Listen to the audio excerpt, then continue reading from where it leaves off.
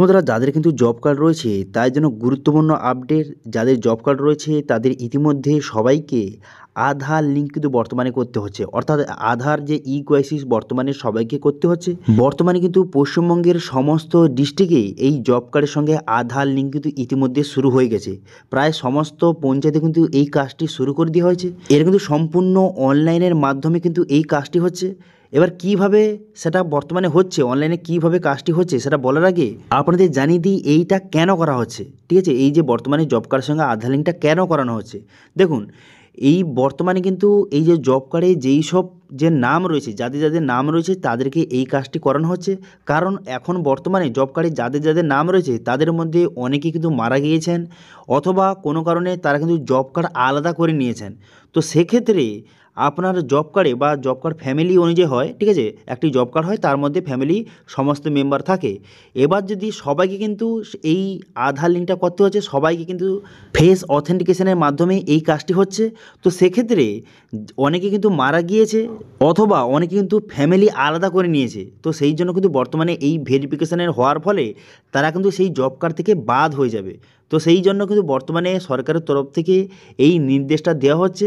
তো সেই জন্য প্রতিটি ডিস্ট্রিক্টের আন্ডারে প্রতিটি পঞ্চায়েতে এই কাজটি কিন্তু ইতিমধ্যে শুরু হয়ে গেছে। এবার এটা করলে কী কী সুবিধা পাবেন দেখুন। এটা করার পর যারা কিন্তু কোনো কারণে মারা গিয়েছে বা যারা কিন্তু কোনো কারণে যে ফ্যামিলি আলাদা করে নিয়েছে তারা কিন্তু জব কার্ড থেকে বাদ হয়ে যাবে। এবং এটা করার ফলে অনেকে জানেন যে জব কার্ডের টাকা এখনও পর্যন্ত অনেক জায়গায় কিন্তু যায়নি, অনেকে টাকা কিন্তু আটকে আছে, সেই সব টাকা ছাড়া শুরু করবে। এবং সঙ্গে পরবর্তী সময়ে জব কার্ডে বিভিন্ন কাজ পাওয়ার জন্য এই ইকেওয়াইসি বা আধার লিঙ্কটা কিন্তু অবশ্যই সবাইকে কমপ্লিট করতে হবে সবাইকে। ঠিক আছে, যদি আপনি এই আধার লিঙ্ক বা ইকেওয়াইসি যদি না করে থাকেন সেক্ষেত্রে কিন্তু আপনার যে জব কার্ডে পরবর্তী সময় কাজ নাও পেতে পারেন, অথবা কোনো কারণে জব কার্ড আপনার বন্ধও হয়ে যেতে পারে।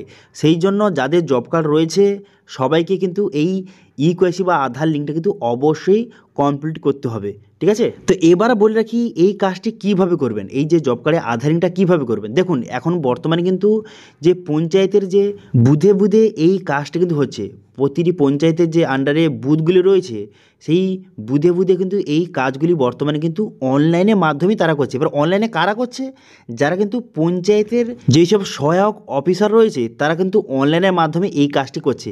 এবার তারা কীভাবে অনলাইনে এই কাজটি করছে সেটা কিন্তু এবার আপনাকে দেখিয়ে দিই যে কীভাবে পুরো প্রসেসটা হচ্ছে, অথবা আপনি কী কী ডকুমেন্ট সেখানে নিয়ে যাবেন। প্রত্যেক বুথে বুথে যে এই কাজটি হচ্ছে সেখানে কী কী ডকুমেন্ট নিয়ে যেতে হবে, সেখানে কিন্তু আপনার যে আধার কার্ড এবং জব কার্ড সেখানে আপনাকে নিয়ে যেতে হবে। এবং জব কার্ডে যতজনের যে নাম রয়েছে তাদের সবাইকে সেখানে যেতে হবে, তাদের আধার কার্ড নিয়ে সেখানে যেতে হবে। এবার সেখানে যাওয়ার পর কীভাবে প্রসেসটা অনলাইনে হচ্ছে সেটা একটি ডেমো আকারে আপনাদের দেখিয়ে দিচ্ছি। দেখুন, প্রথমত এই অ্যাপটি দেখতে পাচ্ছেন NMMS, অর্থাৎ নারেগা মোবাইল মনিটরিং সিস্টেম। এই অ্যাপটি ওপেন করবেন। এখানে ওপেন করার পর তারপরে এখানে দেখতে পাচ্ছেন ইউজার আইডি এবং পাসওয়ার্ড বসিয়ে লগ ইন বাটনে ক্লিক করতে হবে। ঠিক আছে, লগ ইন বাটনে ক্লিক করে দেওয়ার সঙ্গে সঙ্গে তারপরে কিন্তু এর ড্যাশবোর্ডটি আপনার সামনে এইভাবে ওপেন হয়ে গেল। এরপর আপনি কী করবেন, এরপর দেখতে পাচ্ছেন যে ইকেওয়াইসি বলে একটা অপশান রয়েছে, ইকেওয়াইসি অফ ওয়ার্কার বলে একটা অপশান রয়েছে। এই অপশানে কিন্তু আপনি ক্লিক করে দেবেন। এই অপশানে ক্লিক করে দেওয়ার সঙ্গে সঙ্গে তারপরে কিন্তু নেক্সট পেজ কিন্তু আপনার সামনে ওপেন হয়ে যাবে। এখানে বিভিন্ন রকম অপশান রয়েছে। আপনাকে যেটা করতে হবে যে ইকেওয়াইসি ওয়ার্কার্স বলে একটা অপশান রয়েছে, ইকেওয়াইসি অফ ওয়ার্কার্স, এই অপশানে ক্লিক করে দেওয়ার সঙ্গে সঙ্গে তারপরে কিন্তু নেক্সট পেজ আপনার সামনে ওপেন হয়ে যাবে। এবার নেক্সট পেজ ওপেন হয়ে যাওয়ার পর এরপর আপনি কী করবেন, এরপর এখানে বলা হয়েছে যে এখানে জব কার্ডের ডিটেলসটা বসাতে হবে। প্রথম কিন্তু ভিলেজ, এখানে সিলেক্ট ভিলেজ অপশানে ক্লিক করে ভিলেজটা সিলেক্ট করবেন। তারপর এখানে জব কার্ড সিলেক্ট অপশানে ক্লিক করে জব কার্ড কিন্তু সিলেক্ট করে নিতে হবে।